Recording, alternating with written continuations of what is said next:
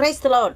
இன்றைய ஜீவாப்பம் 1 கொரிந்தியர் 10 அதிகாரம் 32-33 வசனங்கள். நான் என் சுய புரோஜனத்தை தேடாமல் அநேகருடைய புரோஜனத்தை தேடி அவர்கள் ரட்சிக்கப்படும்படிக்கு எவ்விதத்திலும் எல்லாருக்கும் பிரியமாய் நடக்கிறது போல நீங்களும் யூதருக்கும் கிரேக்கருக்கும் தேவனுடைய சபைக்கும் இடரலற்றர்களாயிருங்கள். ஆமேன். அல்லேலூயா. பாருங்க, நான் என் சுய புரோஜனத்தை தேடாமல் அநேகர் புரோஜனத்தை தேடி அவர்கள் ரட்சிக்கப்படும்படிக்கு எவ்விதத்திலும் எல்லாருக்கும் பிரியமாய் நடக்கிறது போல என்று அப்போஸ்தலனாகிய பவுல் கொரிந்தியருக்கு எழுதின நிருபத்தில் எப்படியாக சொல்கிறார். நம்மளுடைய சுய புரோஜனத்தை நாம் ஒருபோதும் தேடக்கூடாது.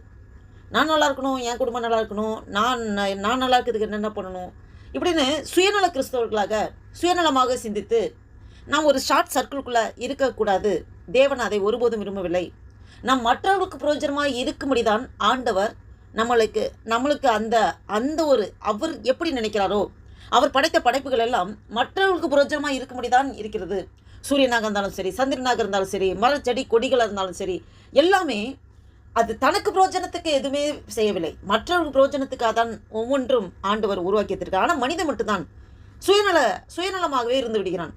இன்னும் ஆண்டவர் அறிந்த பிள்ளைகள் கூட சுயநல கிறிஸ்தவர்களாக இருந்து விடுகிறார்கள். சுயநலமாக நான் ரசிக்கப்பட்டிருக்கேன், நான் நல்லா இருந்தால் போதும், என் குடும்பம் நல்லா இருந்தால் போதும், என் பிள்ளைங்க நல்லா இருந்தால் போதும், நான் பாவம் செய்யக்கூடாது, ஆண்டுக்கு பிரியமானபடி நான் ஒழுங்காக நடக்கணும். ஆனால் மற்றவர்களுடைய தேவைகள், மற்றவர்களுடைய காரியங்கள், அவர்களுடைய பாரங்களை தன்னுடைய பாரமாக சுமந்து அவர்களுடைய தேவைகளுக்காக நாம் முழு இன்வால்மெண்ட்டோட அதற்காக நாம் பிரயாசப்படுகிறது வெகு சிலரே. பாருங்க, ஆண்டவர் அவர் வெளிப்படுத்துகிற காரியம் நான் என் சுய புரோஜன அந்த அப்போஸ்தலனாகிய பவுல் மூலமாக ஆவியானவர் வெளிப்படுத்துகிற காரியம் நான் என் சுய புரோஜனத்தை தேடாமல் மற்ற அநேகருடைய புரோஜனத்தை தேடி அநேகருடைய தேவைகள், அநேகருடைய என்னென்ன நீடடோ அந்த ஒரு இதுக்காக அப்போஸ்தலனாகிய பவுல் சொல்கிறாரு, அந்த புரோஜனத்தை தேடி அவர்கள் ரட்சிக்கப்படும்படிக்கு. ரட்சிப்பு தான் முக்கியம்.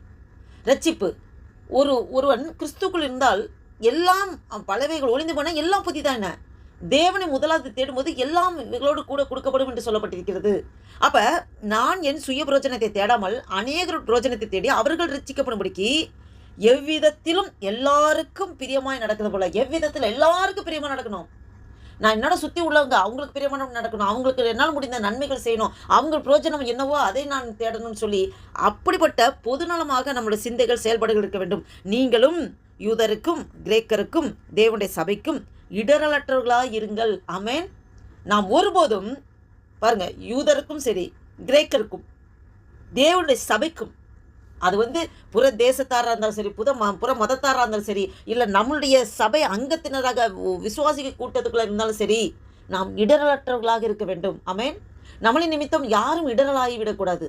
நாம் மற்றவர்களுக்கு ஆசீர்வாதமாக தான் நாம் இருக்க வேண்டும். மற்றவர்களுக்கு நாம் பிரயோஜனமாக இருக்க வேண்டும். மற்றவர்கள் பாரத்தை நாம் சுமக்க வேண்டும். நாம் சுயநலமாக மற்றவர்களுக்கு இடரல் உண்டாக்குற ஒரு சூழ்நிலையிலே நாம் ஒருபோதும் இருக்கவே கூடாது. தேவன் அதை அனுமதிக்கவே இல்லை, தேவன் விரும்பவில்லை. இதை கேட்டுக்கொண்டிருக்கிற நண்பு தேவ பிள்ளைகளை, உங்களோடும் என்னோடும் ஆவியானவர் இந்த வசனத்தின் மூலம் சொல்லப்பட்ட காரியங்கள் நாம் இவ்வளவு நேரம் தியானித்தோம். நாம் சுய பிரயோஜனத்துக்காக நம்மளுடைய சுய பிரயோஜனத்துக்காக தேடாமல் மற்றவர்கள் பிரயோஜனத்தை நாம் தேட வேண்டும். நாம் ஒருபோதும் மற்றவர்களுக்கு இடரலாக இருந்து விடக்கூடாது. மற்றவர்களால் ரட்சிக்கப்படணும், அவர்கள் எல்லாருக்கும் பிரியமானபடி நாம் நடக்க வேண்டும் என்ற அந்த சிந்தையோடு தான் நம்முடைய வாழ்க்கையில் வாழும்போது எடுத்து வைக்கிற ஒவ்வொரு ஸ்டெப்லையும் நம்மளுடைய சொந்தங்களாக இருந்தாலும் சரி, நம்மளுடைய உற்றா உறவினர்களாக இருந்தாலும் சரி, நம்மளுடைய வேலை ஸ்தலத்தில் அறிமுகம் உள்ளவர்கள் அறிமுகம் இல்லாதவர்கள் எத்தனை பேரோடு பழகிறோம், எத்தனை மதத்தார்கள் எத்தனை இனத்தார்கள்ட்ட பழகிறோம். அப்போ அவர்களுக்கு நாம் ஒருபோதும் இடரலாக இருக்கக்கூடாது.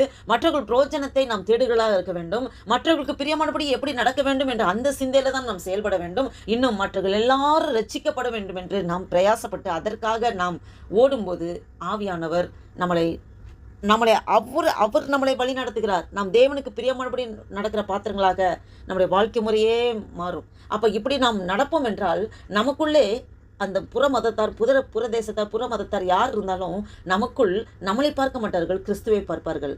நமக்குள்ளே கிறிஸ்து இருக்கிறார், ஆவியானவர் நம்மளை வழி நடத்துகிறார் என்று புற மதத்தார் புற இனத்தார் நம்மளுடைய ஆக்டிவிட்டீஸ், நம்மளோட செயல்பாடுகள் நாம் மற்றவர்கள் பிரயோஜனமாக இருக்கும்போது, மற்றவர்களுடைய பாரங்களை நாம் சுமக்கும்போது, மற்றவர்களுக்கு எப்படி பிரியமாய் நடக்க வேண்டும் என்று நாம் அந்த சிந்தையிலே நாம் செயல்படும்போது, நாம் ஒருபோதும் மற்றவர்களுக்கு இடரல் ஆகாதபடிக்கு மற்றவர்கள் பிரயோஜனத்துக்காகவே நாம் ஓடும்போது, மற்றவர்கள் ரட்சிக்கப்படணும், ஆண்டவர்களும் வரணும், அதுக்காக பிரயாசப்பட்டு நாம் செயல்படும்போது அவர்கள் நம்மளை பார்க்கும்போது நமக்குள் இருக்கிற கிறிஸ்துவை பார்ப்பார்கள். இதை கேட்டுக்கொண்டிருக்கிற நண்பு தேவ பிள்ளைகளை, நாம் இப்படிப்பட்ட வாழ்க்கையை வாழ்வதற்கு நம்மளை முழுவதுமாக அர்ப்பணிப்போமா?